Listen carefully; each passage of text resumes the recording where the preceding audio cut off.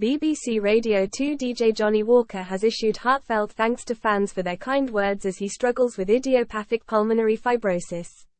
The condition, which is incurable, sees the lungs become scarred and breathing becomes increasingly difficult. Despite his condition, the veteran broadcaster has continued to present his radio shows from his home in Dorset.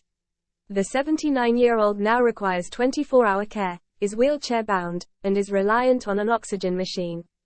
His primary carer is his wife of 22 years, Tig. During the latest installment of his show Sounds of the 70s, the 23rd of June, he read out a message from a listener, Jeanette Beale from West Sussex, who thoughtfully requested the song You've Got a Friend, which they wanted to be played as a show of support for the legendary star.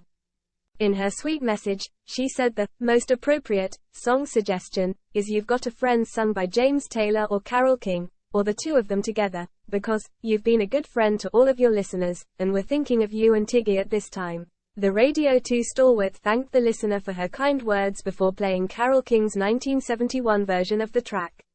Later in the show, another listener made a sentimental request when they asked for the 1972 Thin Lizzy song The Rocker on behalf of his wife. He explained she had helped him through his cancer recovery and admitted relating to the sentiment as he emphatically said, "Well, I know all about that." Earlier this month, he and his wife opened up about his terminal illness on a BBC Sounds podcast. The special show Walker and Walker, Johnnie and Tiggy was made to mark Carers Week in the UK. The BBC radio legend revealed he may only have a short time to live earlier this month.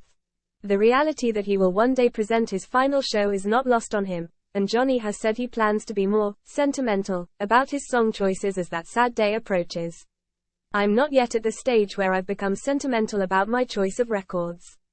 When I realize that I'm broadcasting my very last few shows, it might happen then." After a career spanning almost 60 years, he remains determined not to retire despite his illness, quipping that he needs the money. The father of two explained to The Telegraph, "For many people, Sounds of the 70s is part of their Sunday afternoon. As long as I can keep doing the show I will. It gives me a